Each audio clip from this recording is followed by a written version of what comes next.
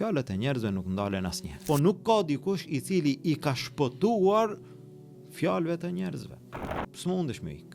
Tashti nëse e lën atë që të takon, atë e cila duhet synot dhe merresh me këtë pjesën tjetër që të mundohesh njerëzve, tu a bësh shefin, njerëz ti qetësosh, njerëz ti kënaqësh, këtë nuk e arrin asnjëherë. Dhe në fund çfarë? Dhe në fund fjalët atyre lej si gjethet në erë.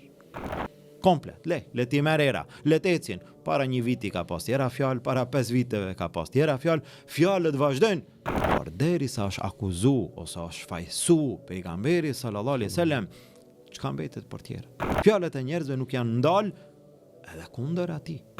Ndërsa një poet arab ka thonë: "Wallahi law sahiba al-insanu Jibrila lam yaslam al-mar'u min qala wa min qila." Pashallah, njeriu me pas shok Gjibrilin a.s. Prap s'ka me shpëtu prej fjalëve të njerëzve.